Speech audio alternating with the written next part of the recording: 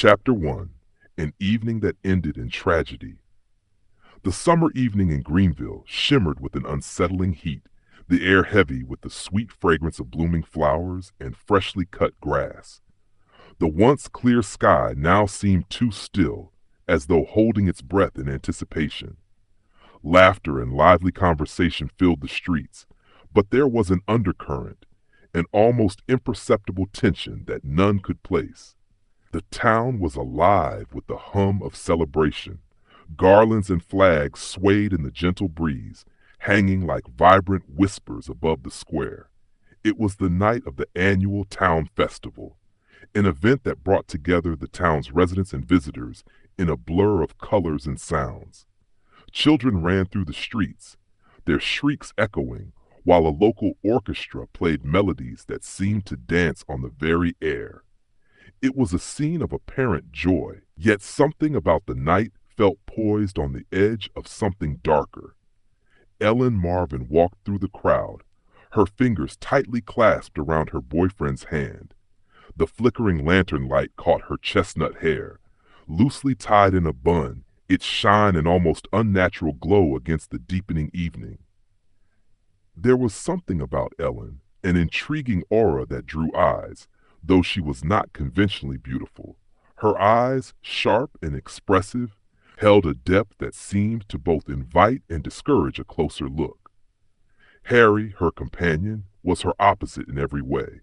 Tall, with broad shoulders, dark brows, and striking blue eyes, he carried himself with a silent intensity that captivated everyone around him. It was impossible not to notice him, especially the women, who would look twice at his every movement. "This night was made for celebrating," Harry said, his voice low, yet with a hint of something unspoken in his tone. He tightened his grip on her hand, his smile both warm and guarded. "Shall we dance until dawn?" Ellen laughed softly, the sound mingling with the distant music, and gave a teasing look. "Only if you promise not to step on my toes." They strolled together through the square, the festive scene unfolding around them. Beer vendors called out, offering roasted nuts, cotton candy, and hot cider. The sounds of laughter and music swirled in the air, but Ellen couldn't shake the feeling that something or someone was watching them. At a small stall, Harry stopped and bought 2 small bags of caramelized nuts. "Try these," he said, offering her one. "I think they're perfect." Ellen took a bite, savoring the sweetness, but her eyes drifted across the crowd, searching for something that couldn't quite be named. "They're delicious," she said, her smile a little forced. Their quiet moment was interrupted by a sharp, disapproving voice. "Ellen!" It was Margaret, her aunt. Clad in a dark formal dress, her presence was as cold as her gaze. She swept her eyes over the young couple, her scrutiny lingering on their entwined hands. "Ellen," Margaret said again, her tone clipped, "I didn't expect to see you here, much less dressed like this." Harry tensed beside Ellen, his jaw tightening, but Ellen remained composed. "Good evening, Aunt Margaret," she said politely, though the smile didn't quite reach her eyes. "Aren't you glad to see me?" Margaret's expression soured, as if Ellen's very presence offended her. "Of course, but I think young women should be more mindful of their behavior in public, especially tonight. People will gossip, you know." Harry, ever the gentleman, gave a slight bow. "Good evening, Mrs. Marvin. I trust you're enjoying the festival." Margaret's eyes flicked to him with suspicion, but she said nothing. Her attention quickly returned to Ellen, her words sharp. "I suppose I'll see you later." Without waiting for a reply, she turned and walked away, throwing a final disapproving glance over her shoulder. "How charming," Harry muttered, his voice thick with sarcasm. Ellen didn't seem bothered. She shrugged, a faint smile playing on her lips. "She's always been like that. She doesn't approve of me." Harry's voice was curious, free from bitterness. "Does she disapprove of everyone?" Ellen met his gaze, her smile faint, almost enigmatic. "I think she disapproves of anyone who isn't like her." They moved on, the encounter leaving an odd tension in the air. They stopped at a nearby drink stall where Harry, After a brief exchange with the owner, bought a bottle of champagne and secured 2 glass cups. "This is better," he said, his tone more serious now as he poured the drink. "Drinking straight from the bottle doesn't suit an evening like this." Ellen raised an eyebrow, her lips curling into a smile. "You're such a romantic." Harry's eyes softened as he met her gaze. "To us," he said, his voice low and intimate, "and to this evening, one I'm certain we'll never forget." They clinked glasses and took a sip, but the festive sounds around them began to feel distant, as though the world was slipping away and something more ominous was closing in. The live band struck up a new tune, its rhythm infectious, and couples began to gather in the square to dance. Harry extended his hand to Ellen, his eyes filled with quiet expectation. "Shall we?" he asked softly. "I promise not to step on your toes." Ellen smiled, a slow, deliberate curve of her lips. "All right," she said, her voice barely above a whisper, "but don't say I didn't warn you." As they moved to the dance floor, the festive air that had once felt so alive now seemed to carry an unspoken tension, as though every beat of the music was a countdown to something far more significant, something neither of them could yet comprehend. The waltz swirled, its rhythm flowing through the air as if woven from the very fabric of the night itself. The dancers moved in perfect harmony, their smiles radiant under the glow of lanterns. People around them paused, watching, murmuring about how beautiful they looked together. But none of them could foresee the darkness that lingered on the edges of this enchanting evening. No one suspected that the laughter and light of this festival would soon give way to tragedy, a tragedy that would shatter the lives of 2 families and leave the town of Greenville forever changed. The festival itself was a spectacle, a sea of colors and lights that seemed to stretch into eternity. Lanterns hung from every corner, casting a warm glow that bathed the entire square in a magical radiance. Music swirled through the air, blending with the sound of soft conversations, while the scents of sweet flowers and distant food stalls carried on the evening breeze. Secluded corners, tucked away from the bustle, promised moments of serenity.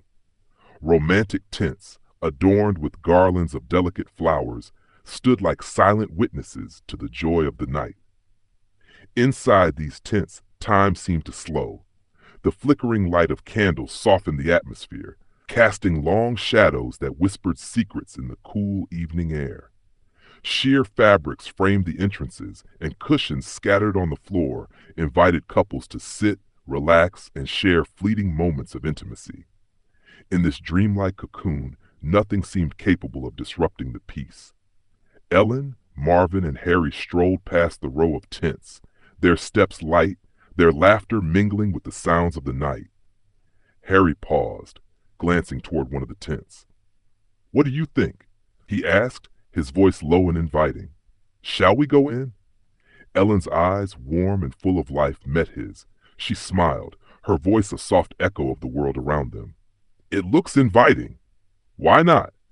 Harry lifted the tent flap with care, allowing Ellen to enter first. Inside, the tent seemed even more magical, its dimly lit corners shrouded in mystery.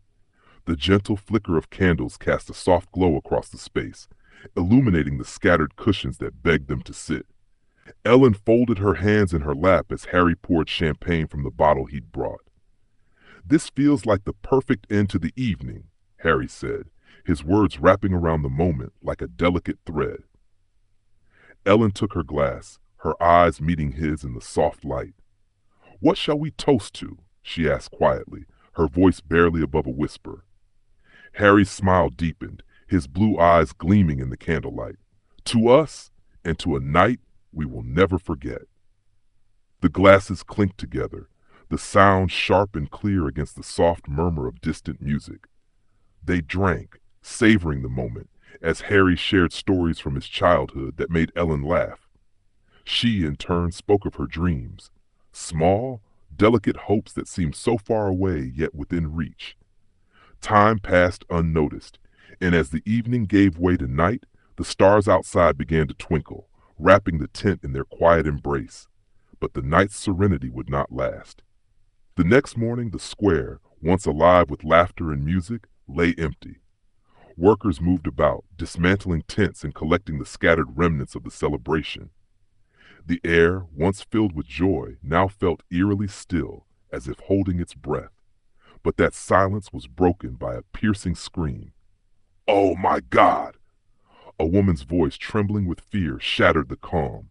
She stood frozen, her eyes wide in disbelief as she stared into the tent. The workers nearby rushed over, their steps hurried and uncertain, and one man peered inside. He froze, his breath catching in his throat. Others followed, their faces draining of color as they recoiled from the sight that awaited them. On the floor, amidst trampled grass and scattered cushions, lay a young woman. Her skin was pale, her eyes closed in an unnatural stillness. A broken champagne bottle lay beside her, its sharp edges stained with blood. It was Ellen Marvin. The woman who had found the body struggled to speak, her voice cracking as she muttered, "She's dead. Someone! Call the police!" A crowd began to gather, whispers filling the air, but no one dared to step inside the tent. The unease was palpable, thickening the atmosphere with each passing second. Within moments, the festival organizer, Mr. Greenwood, arrived.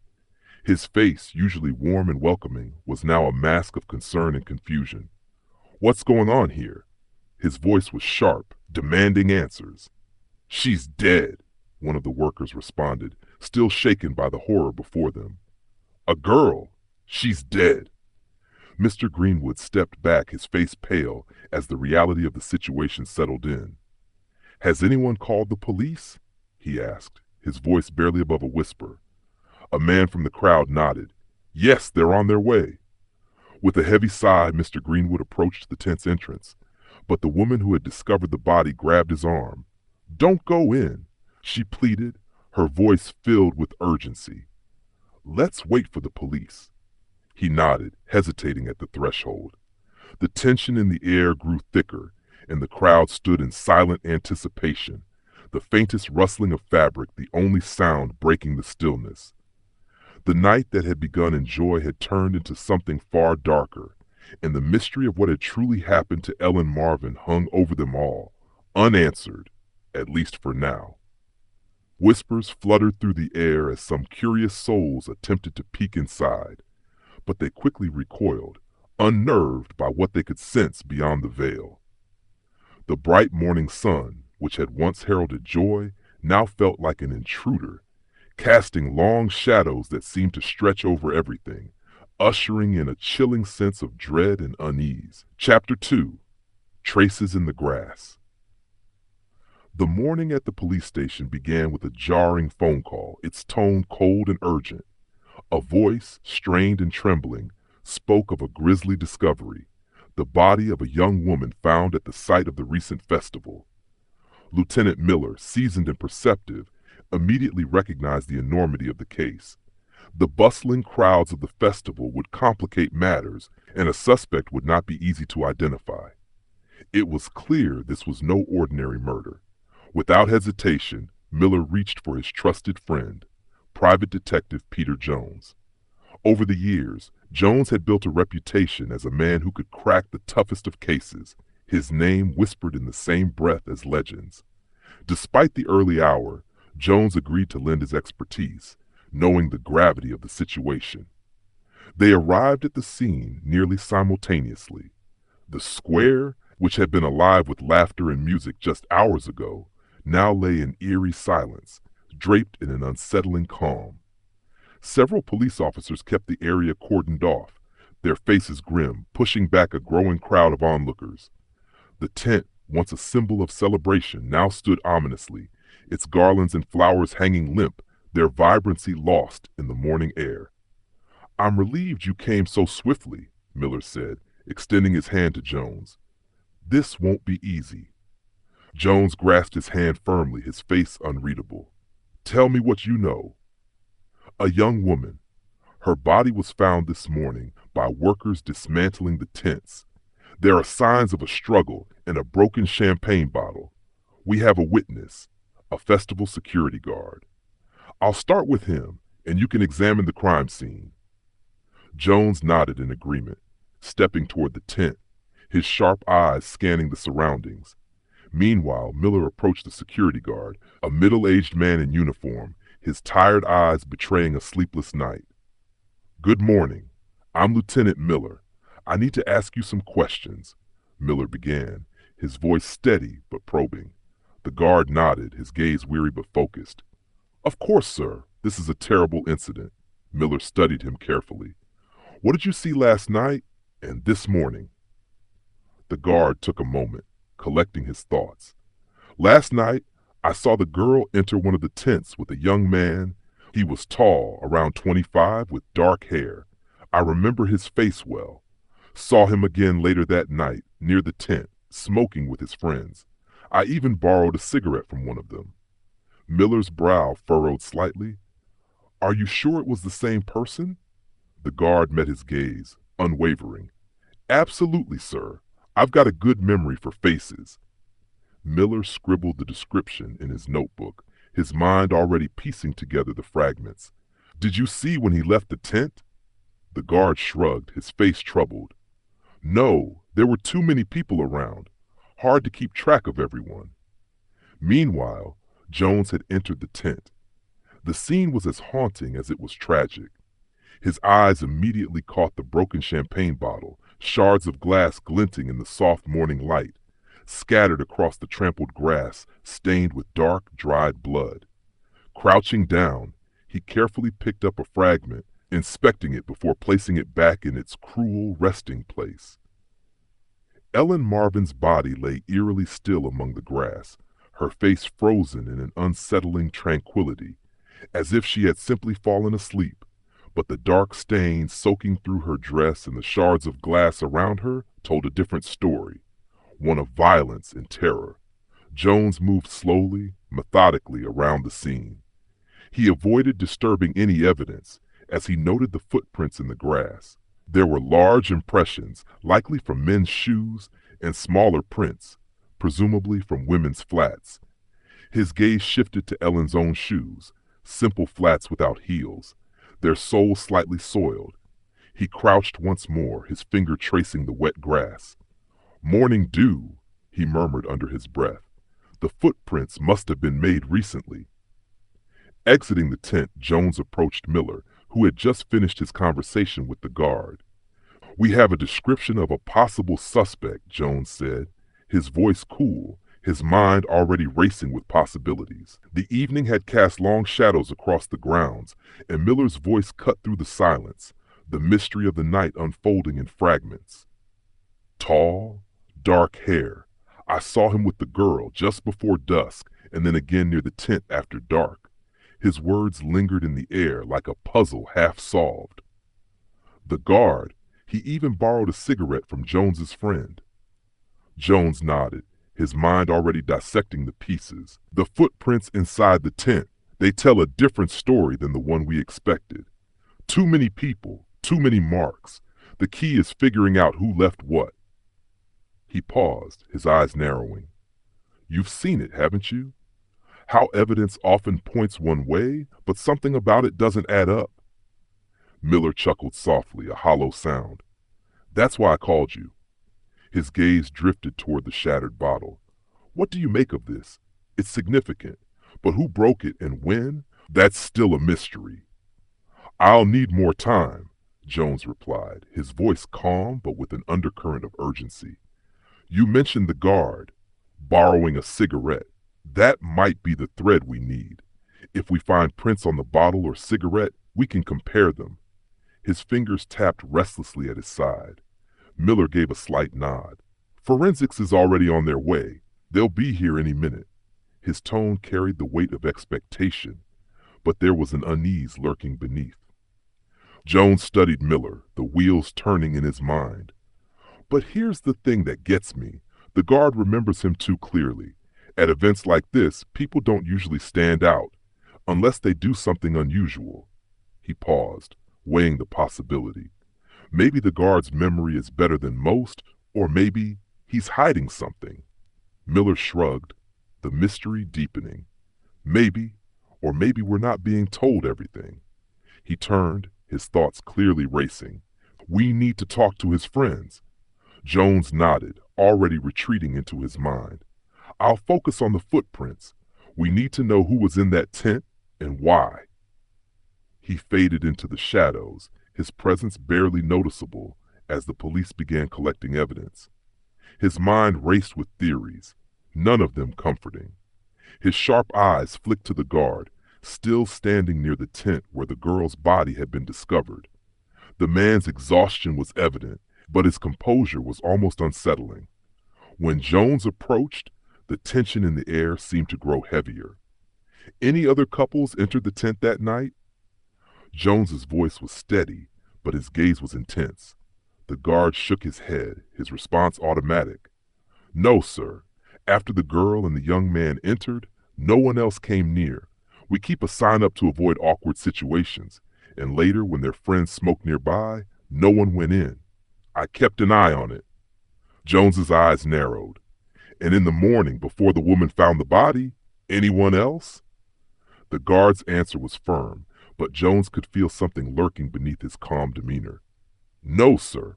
Once the festival ended, the tents were hardly used. Only the cleaner went in to tidy up.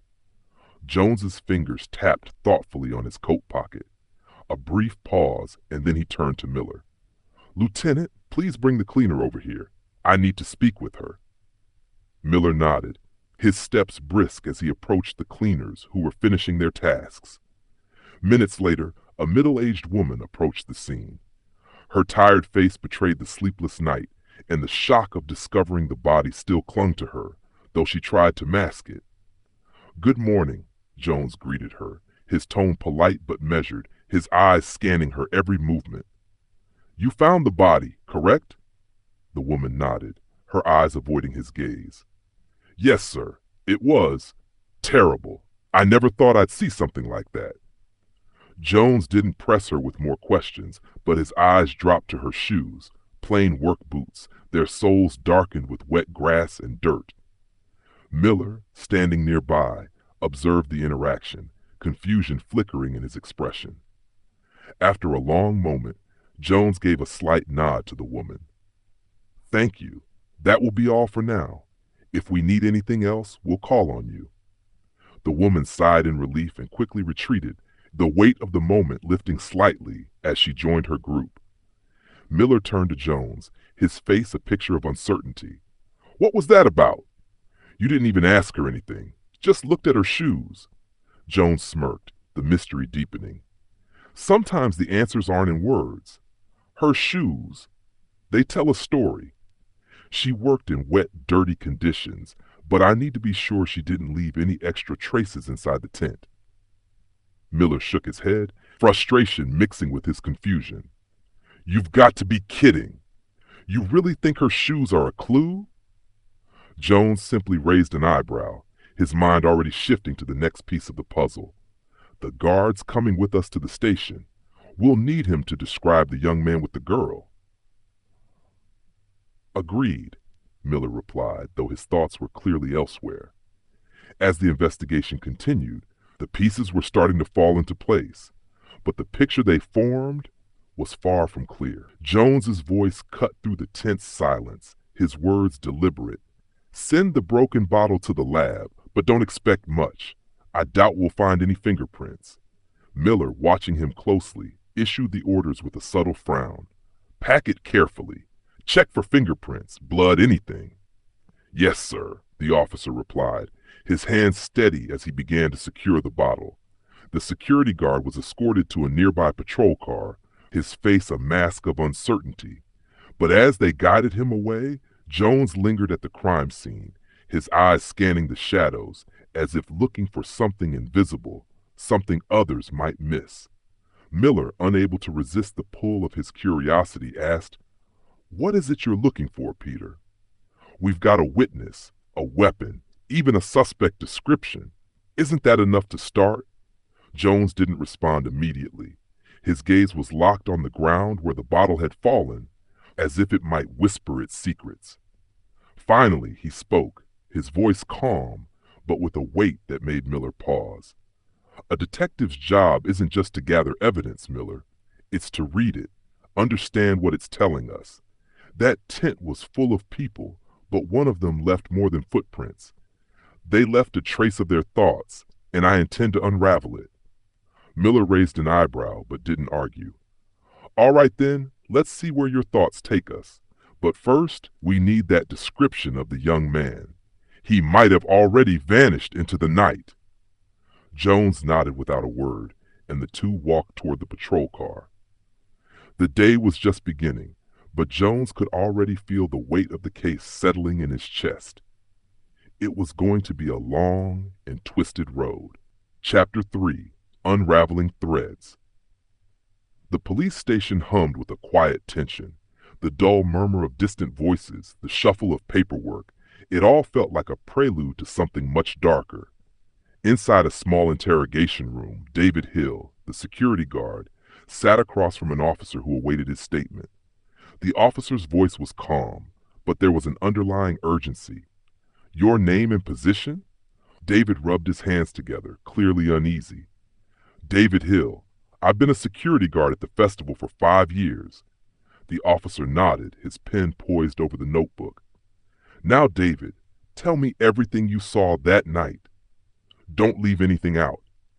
David's breath hitched slightly as he began, his voice hesitant but steady. I saw the girl, the one who was found dead, enter the tent with a young man. He was tall, around 25, dark hair, solid build. They seemed close, you know? The kind of closeness that doesn't scream danger, not at first. His eyes darted to the officer's face. Later I saw him again, standing outside the tent, smoking with his friends. I couldn't shake the feeling that something was off. Did you get a good look at his face? The officer pressed, scribbling furiously in his notebook. Can you describe him more clearly? David nodded, his voice quiet. I remember him well. Thick eyebrows, a slightly pointed nose, strong jawline. He wore a dark jacket and jeans. One of his friends gave me a cigarette, and that stuck with me.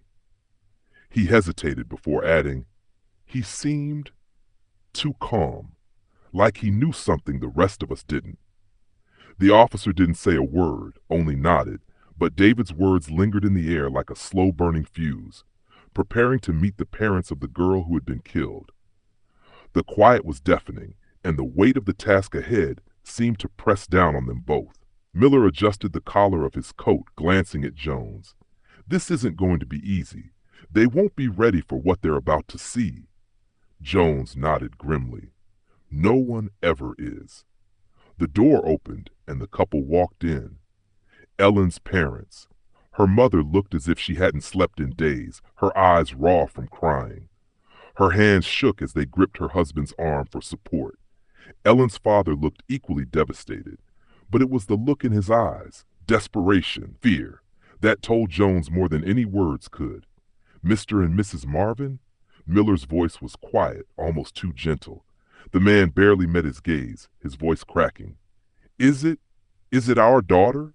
Miller's face softened. Please follow me. He led them down the hallway, his pace slow but steady. The air felt thick with the weight of what was to come. Jones walked closely behind, watching their every move, noting the subtle tension in their shoulders, the way they clung to each other, as if one might disappear into the shadows. The walk to the morgue felt endless, like the space between them and the truth stretched farther with each step. When they arrived, the morgue attendant was already waiting by a table covered with a white sheet. Miller paused before the door. He turned to the parents, his voice soft but firm. Are you ready? Without waiting for an answer, he lifted the sheet. And in that moment, the world seemed to stand still. Mrs. Marvin stood motionless, her face drained of color as she fought the overwhelming urge to collapse. Miller moved quietly, pulling back the sheet to reveal the girl's face. The moment Ellen's mother saw her, a sharp, guttural cry escaped her lips, and she crumpled into her husband's arms. He caught her, his hands trembling, his face pale as if the very air had been stolen from him. It's her. It's our daughter, he whispered, the words thick with disbelief, sinking heavily into a nearby chair. Miller nodded to the nurse, who rushed in with smelling salts, her quick hands reviving the grief-stricken woman. Jones, standing near the window, gave the couple space, his eyes distant. Peter Miller stepped closer to his partner, his voice barely above a whisper. "I'll never get used to this." Jones, his gaze never leaving the couple, nodded solemnly. "No one does. But we have to. It's our job to uncover the truth, no matter how dark it may be." When Mrs. Marvin regained enough strength to lift her tear-streaked face, she met Jones and Miller's eyes. "Please," she whispered, her voice cracking. "This." Miller's response was firm. "You have my word, Mrs. Marvin. We will." After the Marvins left, Jones lingered, sifting through Miller's notes, his mind racing. "Lieutenant," he said, breaking the silence, "if the witness remembers the suspect so well, we need a detailed sketch." Miller nodded, the urgency clear in his expression. "Agreed. But we can't wait too long. If this man's involved, he'll vanish into the shadows."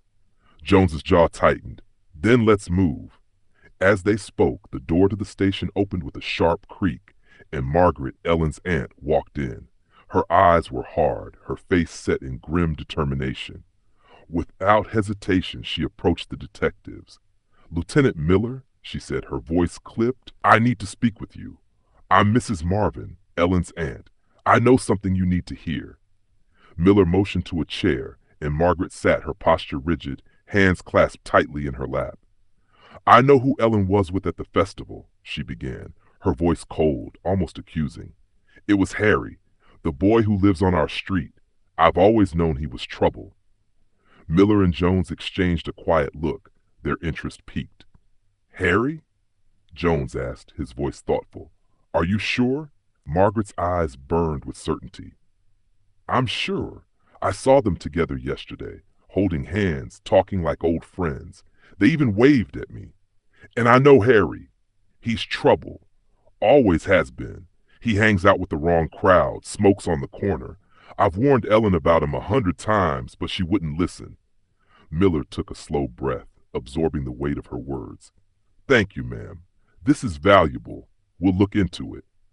Turning to Jones, Miller's expression darkened. "Peter, we might not need that sketch after all.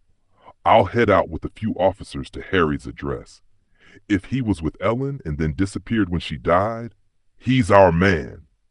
Jones watched Margaret closely, his instincts telling him there was more to the story than what met the eye. "I'll speak with Mrs. Marvin," he said quietly. "She might know more about Ellen's circle, people she spent time with."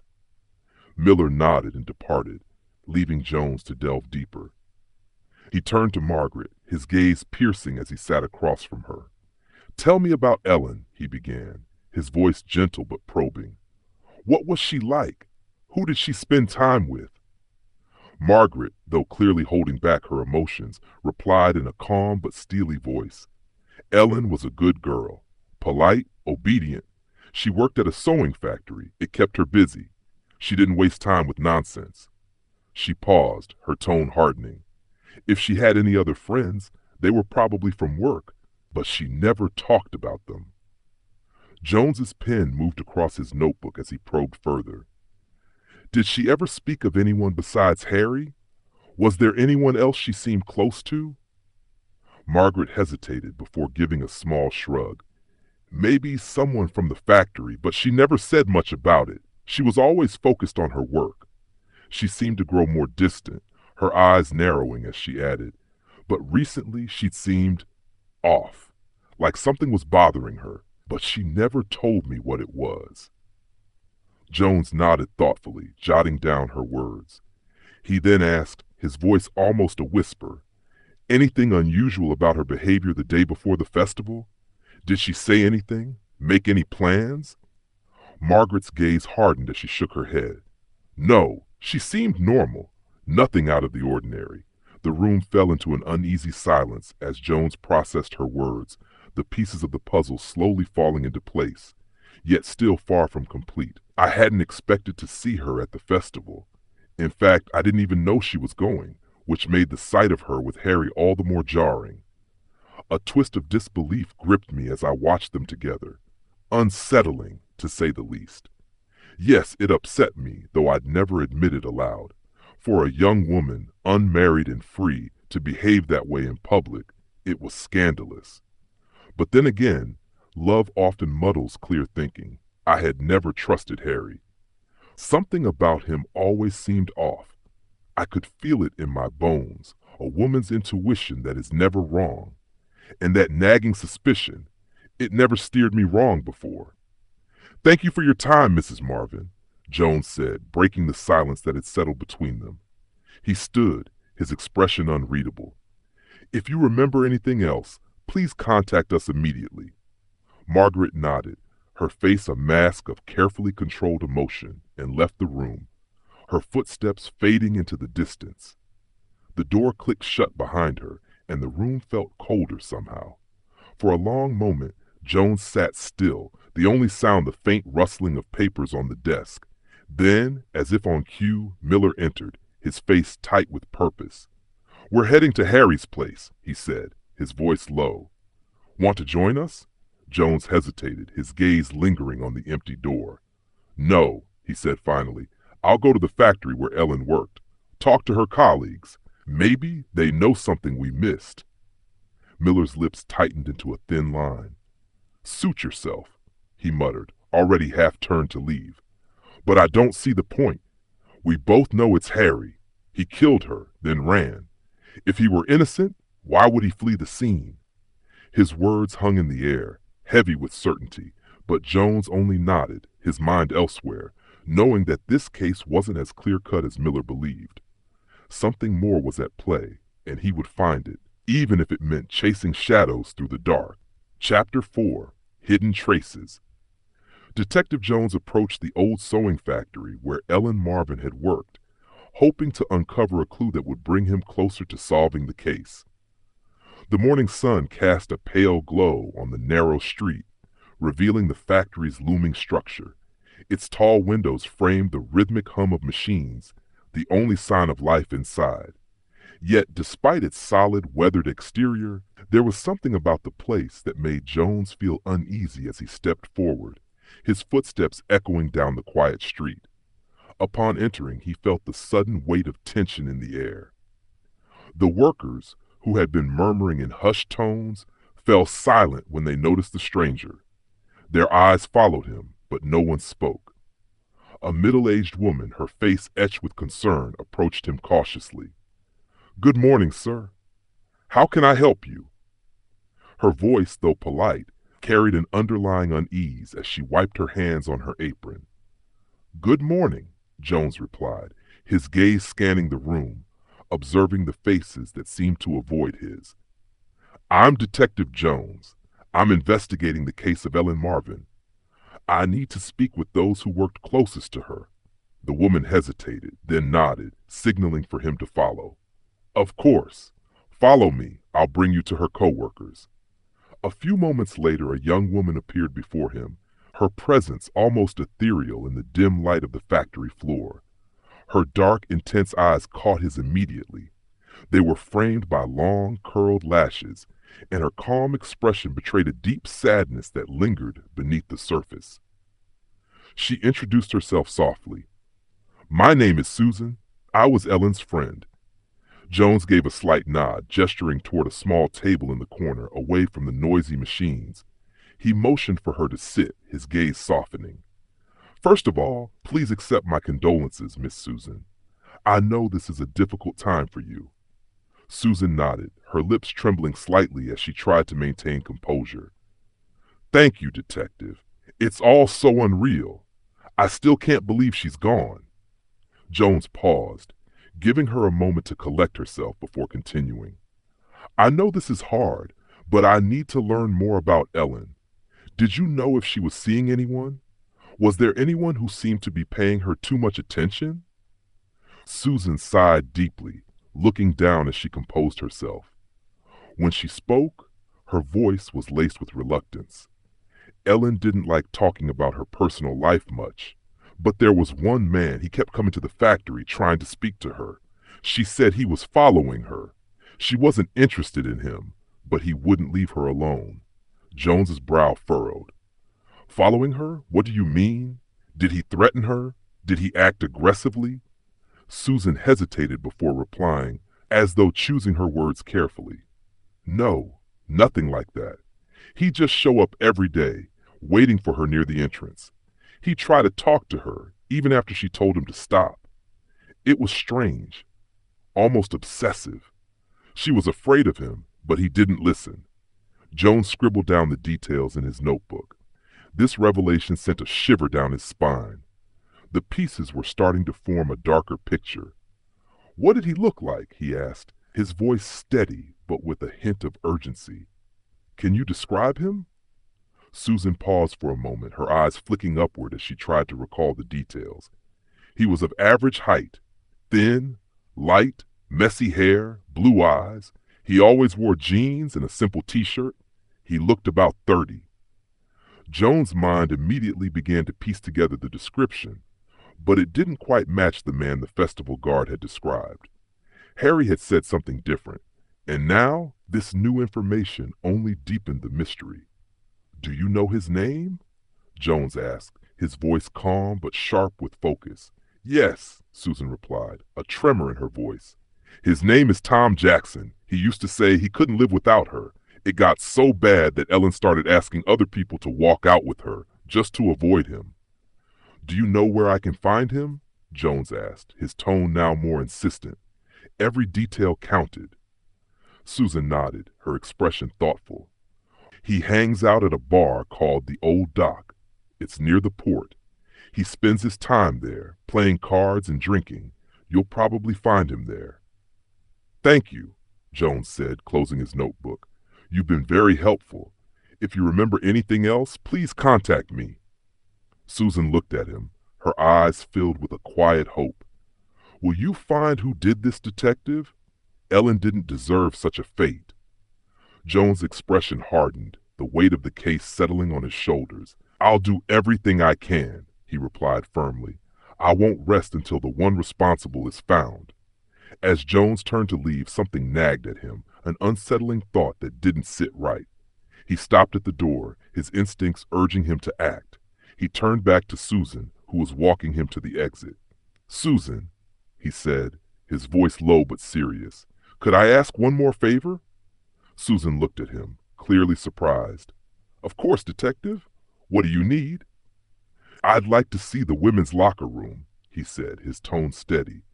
Susan blinked in confusion. The locker room? But why? Jones kept his voice calm, carefully masking his unease. Sometimes personal belongings can reveal more than we expect. A faint shadow of doubt crossed Susan's face, but she nodded slowly. I suppose it's possible. I'll show you. As they walked together toward the locker room, Jones couldn't shake the feeling that the walls of this factory held secrets far darker than he could have imagined. Something was hidden here. Something that would make all the difference in solving the case. The air in the factory seemed to hum with unspoken tension as Jones followed Susan through the labyrinth of hallways. Every step echoed in the silence, as if the walls themselves were guarding secrets. She paused briefly, then nodded toward him. I might find something that sheds light on Ellen's life, she murmured, her voice tinged with uncertainty. Lead the way, Jones replied, his tone measured, though his mind raced with questions. They reached a door at the end of a dimly lit corridor, its simple sign reading locker room. Susan stopped and turned to him, her face tightening with an unreadable emotion. Wait here, she instructed, a flicker of anxiety crossing her features. I'll make sure no one's inside. The door creaked as she disappeared inside. A few moments later, Susan reappeared, her eyes scanning the hallway before she gave a subtle nod. It's empty. You can go in now. Jones offered a brief, silent thanks, then stepped into the room. The space was vast, almost sterile in its orderliness. Rows of metal lockers gleamed under the harsh light, each one neatly labeled with a name. The detective's eyes scanned the labels, his steps deliberate. He paused, his gaze drawn to one locker in particular, Ellen Marvin. His breath caught, as if a whisper from the past had reached out to him. Something about the name sent a chill down his spine. With a slow, careful motion, Jones opened the locker. Inside, he found only spare clothes, a small bag with personal items, and a few insignificant belongings. Nothing unusual, nothing out of place. But as he cast a cursory glance over the other lockers, something caught his eye. Hidden deep within the bag, a photograph was partially exposed. His fingers moved instinctively, pulling it out. The image was clear, of a young man with dark hair, striking features, and a confident smile. Jones's heart skipped. The face was familiar. Harry, the very man mentioned by the festival guard. Jones stared at the photo for a moment, his thoughts scrambling. Harry's gaze was direct, almost as though he were staring back through the years. The photo seemed too personal, too intimate, and the context began to unfold like a page in a book that had been missing for too long. With a faint sigh, Jones returned the photograph to its resting place. Then, with a sudden instinct, he crouched to examine the lower shelves of the locker. The shoes were neatly arranged, the scent of polish still lingering in the air. But one pair caught his eye, small, with rounded heels. A closer inspection revealed something else, a name tag inside the shoe. This was no coincidence. Jones straightened up, his mind working in overdrive. He needed more answers. This small discovery was just the tip of a much larger iceberg. Exiting the locker room, he found Susan waiting, her eyes betraying a mixture of hope and fear. "Did you find anything?" she asked, her voice low and anxious. Jones nodded, though his expression remained unreadable. "Something interesting," he said, his voice thoughtful. After a brief pause, he added, "Susan, if you remember anything else about Harry or Tom, anything at all, please let me know. It could be crucial." She met his gaze, her face softening with resolve. "Of course, Detective. I'll help however I can." He thanked her, then left the factory. As he stepped back into the daylight, the shadows of the mystery clung to him like a heavy fog. The photograph had shifted everything he thought he knew about Ellen's life. Now, he needed to understand what role Harry had played in it. The walk to his car felt like a journey through uncertainty. Tom Jackson was emerging as another key player in this tangled web, but the truth about his motives and involvement remained maddeningly out of reach. Next, Jones had to meet someone else, someone who might hold the final piece of this puzzle. Was Ellen's death a crime of passion, a murder driven by jealousy? But who had the motive? His thoughts were interrupted by the arrival at his next destination, a small, dimly lit bar called the Old Dock, the kind of place where locals came to lose themselves in strong drinks and whispered conversations. Jones entered, the creak of the door echoing in the quiet, and walked straight to the bar. The bartender looked up as he approached, his hands still busy with polishing glasses. "Detective," Jones said, showing his badge. "I'm looking for Tom Jackson. Has he been here recently?" The bartender paused, then glanced at the clock. "You're a bit late, Detective," he said, shaking his head. "Tom was here about an hour ago, but the police took him in. Another fight as usual." Jones's frown deepened. A fight? That didn't seem to fit the image he had of the man, but it was another lead. "Thank you," Jones replied, his voice steady despite the undercurrent of frustration. "I need to find him, as soon as possible." Without further delay, he left the bar and headed to his car.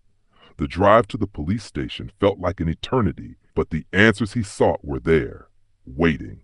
The dimly lit police station hummed with the weight of secrets, the air thick with the tension of unsolved mysteries. Detective Jones strode through the narrow hallway, his boots echoing off the walls. His sharp gaze fell upon Officer Jackson, a young but assured figure standing at the desk. The officer's face lit up in recognition as he straightened, his posture betraying a mix of respect and curiosity. "Good afternoon, Detective. How can I help you?" Officer Jackson asked, his voice steady, yet there was an undercurrent of unease. Jones wasted no time. "I need to ask about Tom Jackson. You arrested him earlier today, didn't you?" His voice was calm, but his eyes never left the officer's face. Jackson nodded. Yes, I took him in about an hour ago. He was drunk, started a fight at the bar. He's usually just a nuisance, but this time he went too far. Not his first time in trouble. Nothing major before, just small offenses. But this time, it was different. Jones offered a brief nod, processing the information. Take me to him. The officer led Jones down a cold corridor, the distant sound of murmurs from other detainees filling the silence. They stopped at a holding cell, its iron bars casting long shadows. Inside sat Tom Jackson, hunched over, his face buried in his hands. His clothes were disheveled, his unkempt hair falling over his brow. He didn't notice Jones until the detective's voice cut through the stillness. Tom Jackson, Jones called out, his tone sharp yet measured. Tom looked up, his bloodshot eyes meeting Jones's gaze with weariness. Recognition flickered across his face. Yes? Who are you? His voice was hoarse, filled with confusion and lingering fear. I'm Detective Jones. I'm investigating the death of Ellen Marvin, Jones replied, his words deliberate, their weight hanging heavy in the air. The name seemed to hit Tom like a blow. His body tensed, and he straightened, his eyes narrowing as his pulse quickened. I saw the news. It's horrible. I just can't believe she's gone, he muttered, his voice a hollow whisper. Jones studied him for a long moment, weighing his every word. You often visited the factory where Ellen worked, didn't you? Were you stalking her? The question hung in the air, sharp and accusing. Tom's face faltered, and he exhaled sharply, lowering his gaze. Yes, I was obsessed with her. I admit it. But I never wanted to hurt her. I just loved her. She was special. Jones's gaze never wavered. If you loved her so much, why couldn't you leave her alone when she made it clear she wasn't interested? His voice was firm, the line of inquiry piercing into the heart of Tom's turmoil. Tom's shoulders slumped. He swallowed hard, the weight of his emotions evident in his voice. I don't know. I thought maybe she'd change her mind. I was wrong. I know that now, but I never wanted to harm her. Jones's expression softened, but only slightly. He could sense Tom's sincerity, yet something about the man's desperation gnawed at him. Where were you the night she died? Can you prove you weren't involved? Tom blinked, his mind racing to recall the events. I was at home, drinking. Then the next day I heard the news. I went to the bar. I was so upset. I couldn't control myself and started a fight. But I swear, I didn't kill her. I could never. Jones's sharp eyes never left him. He could see the broken man before him, yet doubt lingered. You say you couldn't harm her, but obsession can turn to something darker, Tom. Jealousy. Rage. Are you sure you didn't act out in a moment of emotion? Tom's lips curled into a bitter smile, a strange mixture of pain and pride. No, I loved her too much to hurt her, he said, his voice raw, yet resolute. The detective studied him in silence, the weight of Tom's words lingering between them. Jones stood up, a flicker of uncertainty crossing his mind. All right, Tom, I may have more questions for you later. I hope you'll cooperate. Tom nodded, his eyes dark with regret. Ask whatever you need. Just, please, find who did this. As Jones turned to leave, a deep unease settled within him. Tom's answers had shed light on his troubled obsession, but they had done little to clear his name. Jones's mind churned, searching for the missing pieces in the tangled web of Ellen's final days. One thing was certain. The truth was buried somewhere in the shadows, and he would stop at nothing to uncover it. Chapter 5. The Price of Jealousy. A lone police car glided to a stop before a quiet two-story house, its tires crunching softly on the gravel. The late afternoon sun cast long shadows over the neat, unassuming facade, a house that seemed to belong to a family that lived in peace. Lieutenant Miller, flanked by two officers, stepped out of the vehicle with an air of quiet determination. The house stood like a quiet sentinel in the neighborhood, its freshly painted shutters and meticulously manicured lawn betraying the care of its owner. The image of tranquility. But peace, Miller knew, was often a fragile thing. He reached the door, his knock firm and insistent. Moments later, the door creaked open, revealing a woman in her mid-40s. Her face was pale, drawn, as though the weight of something unseen had worn her down, but her eyes were sharp, piercing through the uniforms in front of her. She wore an apron, as though still in the midst of chores, her hands wiping nervously at the fabric. "Good morning," she said, her voice quiet yet tinged with curiosity. "How can I help you?" "Good morning, ma'am," Miller replied, flashing his badge. "I'm Lieutenant Miller from the Greenville Police Department. We'd like to speak with Harry. Is he home?" The woman's face shifted immediately, her brow furrowing, a flicker of something darker passing through her eyes. "Harry?" she asked, her voice tightening. "What's this about? What has he done?" Miller kept his voice calm, professional. "We're investigating the death of Ellen Marvin. Harry was seen with her at the festival, and we need to ask him some questions." A long silence followed. The woman's face went ashen, her eyes widening in disbelief. "Ellen is dead?" she whispered, her words barely audible. "Yes, ma'am," Miller confirmed, his gaze unwavering. "We're trying to understand the circumstances surrounding her death. Your son might be able to help us." She swayed slightly, as if the air had been knocked from her lungs. After a long, shuddering breath, she looked at him with a dazed expression. "I haven't seen Harry since yesterday morning. He left early, said he was staying with friends.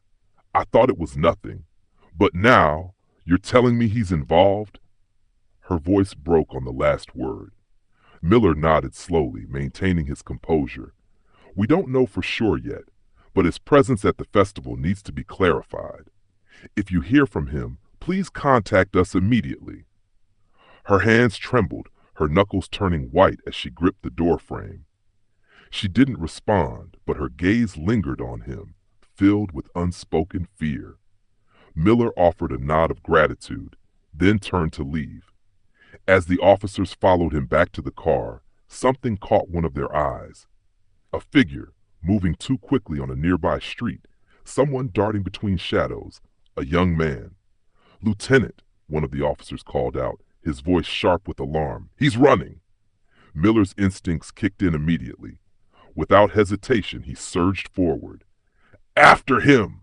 he shouted, the command piercing the stillness of the afternoon. The chase was on. The young man sprinted through narrow alleyways and down winding streets, weaving effortlessly between pedestrians and parked cars, his movements frantic. Miller and his team pushed forward, their footsteps a blur of urgency. Despite his age, the lieutenant's pace was unyielding. He closed the gap, but the man ahead was relentless, slipping further into the maze of the neighborhood. A glance at his surroundings, the busy road ahead, the startled faces of commuters, and Miller pushed harder. "Stop, police!" Miller shouted, his voice hoarse with effort. But the young man didn't slow, didn't even glance back. Then, in a flash of motion, the man darted into the street, narrowly avoiding a speeding car. Tires screeched, but the figure kept going, desperate. Miller cursed under his breath and quickened his pace, focusing solely on the target ahead. But in his single-minded pursuit, he failed to notice the car bearing down on him. Before he could react, the vehicle collided with his shoulder, sending him tumbling into the street with a harsh thud. Pain flared through his body, but there was no time for it. "Damn it," he cursed, the pain biting through the adrenaline. But he didn't falter. He rose swiftly, pushing aside the ache in his shoulder, his eyes locked on the fleeing figure. The chase was far from over. The officers moved swiftly, their footsteps heavy in the silence of the night. With every step, the young man's escape grew more impossible. He was quick, but Miller was quicker. His powerful arms reached out, seizing the man with a force that sent them both tumbling to the ground. "Did you really think you could run from me?" Miller's voice was low, filled with an edge of triumph as he pinned the man down. The suspect gasped for air, his eyes wide with panic. "I didn't do anything, I swear," he pleaded, his words desperate and strained. Miller's expression darkened, his patience fraying. With practiced hands, he cuffed the young man, his movements sharp. "We'll see about that. For now, you're coming with us," he said, his tone leaving no room for argument. "We've got plenty of questions." The officers ushered the suspect toward the waiting police car, their faces grim. Despite the sting of pain in his shoulder, Miller's lips curled into a faint smile. The chase had been long, but it was over now. "Good work, team," he said, the satisfaction in his voice unmistakable. "Now, let's find out what he has to say." The police car pulled up to the station and Harry Wilson was escorted inside, his face pale and weary. He didn't resist. The tension in his posture spoke volumes. Lieutenant Miller and Detective Jones stood waiting in the interrogation room, the quiet hum of the air conditioning the only sound. Miller rubbed his injured shoulder, feeling the dull throb of pain beneath his uniform. Detective Jones, his pen poised over his notebook, prepared for the questioning that was about to begin. When Harry was led into the room, he immediately avoided their gaze, his eyes darting to the floor. The officers exchanged a brief look before taking their seats across from him. They didn't need to speak. The atmosphere in the room was charged with the weight of unasked questions.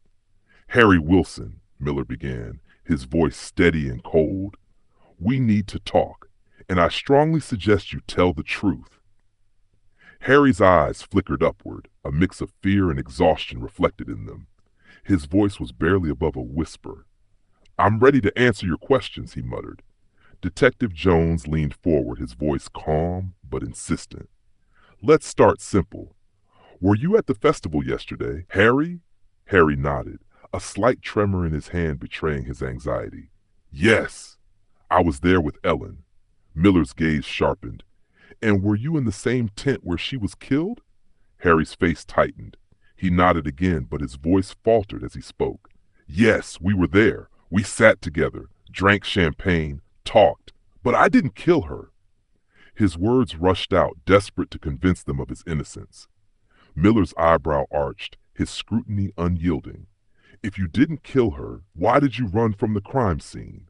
Why did you run from us today when you saw the police car?" Harry's head dropped, his shoulders sagging with the weight of his own fear. "I was scared," he whispered. "I knew no one would believe me. I thought everything would point to me, and I didn't know what to do." Jones leaned in, his expression one of quiet intensity. "Tell us what happened, Harry, from the beginning. Why did you leave the tent?" Harry took a deep breath, his eyes not meeting theirs as he began to speak, his voice distant. "We were sitting there. Everything was fine. Then I decided to step out for a smoke. I saw some friends outside, started talking to them. I stayed longer than I meant to. When I came back, Ellen, she was already lying there, dead. I didn't even understand what had happened. I panicked and ran." Miller slammed his palm on the table, the sharp sound echoing in the room. "You should have called the police right away, Harry. If you didn't do it, why run?" Harry nodded weakly, his eyes brimming with guilt. "I know. I was in shock. I didn't know what to do." Jones, ever composed, pressed on. "How long had you been seeing Ellen?" Harry seemed to relax, just a little, at the change in topic. "Not long. Just a couple of months. She was amazing, not like anyone else." Jones scribbled in his notebook before asking the next question. "And before Ellen, did you have a relationship with her friend, Susan?" Harry looked taken aback, his eyes widening with surprise. "Yes, I dated Susan, but that was a while ago. It didn't last long. We broke up on good terms. I thought everything was fine." Miller scoffed, the edge of suspicion in his voice. "Why did you break up?" Harry hesitated, then spoke honestly, though his words seemed tinged with regret. "Susan? She was beautiful, but she was too focused on her appearance. It was boring. Ellen was different. She was real, genuine, smart, interesting." Jones nodded, his mind already piecing together the fragments of the story. "Thank you, Harry," he said, closing his notebook. "That's all I needed to know." Miller and Jones stood, their silence heavy with unspoken thoughts as they left the room, leaving Harry Wilson to face the consequences of his tangled web of lies and truths. Harry stood outside Jones' office alone, his gaze fixed on the darkened sky. He turned to Miller, his voice low but urgent. "We need to bring in two people, the festival guard and Susan. It's the key to solving this."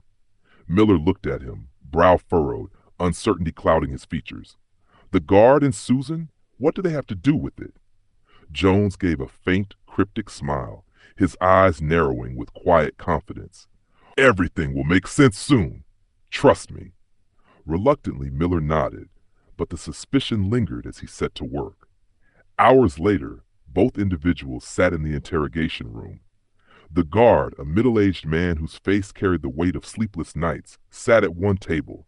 Across from him sat Susan, her face a mask of tension, shifting uneasily between irritation and anxiety.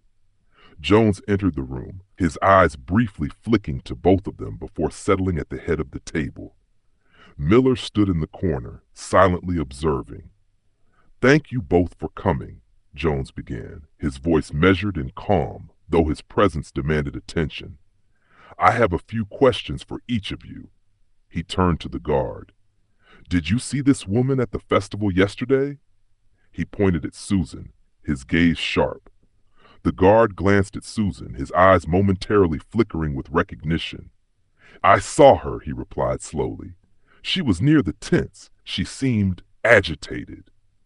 Jones tilted his head, pressing further. "Why didn't you mention this when you came to the station this morning?" The guard shrugged, unbothered. "There were a lot of people. I didn't think it was important." Jones held his gaze for a long moment before turning to Susan. The tension in the room thickened, and the weight of his scrutiny seemed to press against her. Her fingers twisted nervously at the hem of her dress. Jones leaned forward, his voice soft but cutting. "Susan, don't you think it's time to tell the truth? Who really killed Ellen?" Her eyes widened in horror, and she recoiled as if struck. What are you talking about? I have nothing to do with this." Jones remained calm, but his words sliced through the air. "There were footprints at the crime scene. Women's heels, the size and shape, just like the ones you're wearing now. And I found a photograph of Harry in your locker at the factory." Susan's face drained of color. "You went through my locker?" Her voice trembled with fury. "Yes, miss, I did. It's my job." Jones stood, his eyes hardening. "Now answer the question. Why was Harry's photo in your locker?" For a moment, Susan faltered, her words a tangled mess. Then, as if the floodgates of her mind had broken, Jones pressed on. "Ellen was seeing Harry, wasn't she?" He paused, his eyes unwavering. "But something tells me it hurt you more than you let on." The storm broke within her. "Yes! Yes, I killed her!" Susan screamed, her voice raw with rage and grief. "She knew I still loved him, but that didn't stop her. She took him from me, seduced him, just to prove I wasn't good enough." Miller, who had been silent, stood frozen. The truth was out, but the air felt thick with sorrow. Jones, ever composed, continued. "Buller, you confronted her at the festival. What happened in the tent?" Susan's fists clenched, her body trembling. "I went in when Harry stepped outside for a smoke. I tried to talk to her, to make her see that Harry still loved me. But she laughed, she mocked me, told me I was a fool, that he would never come back. And I couldn't take it." Her voice broke as she looked down. "I grabbed the bottle. It all happened so fast." She broke down completely, her sobs racking her body. "I didn't mean to. I didn't think she would. She pushed me to it." Miller's voice was cold as he spoke for the first time. "You killed her. No excuse will change that." Jones stood, his expression darkening. "Your jealousy cost Ellen her life. Now you'll face the consequences." Susan was led away in silence, her face a blank mask of despair. As the officers cuffed her, the finality of the moment hung in the air, heavy and suffocating. The case was solved, but the triumph felt hollow. The room, once filled with hope, now felt like a tomb.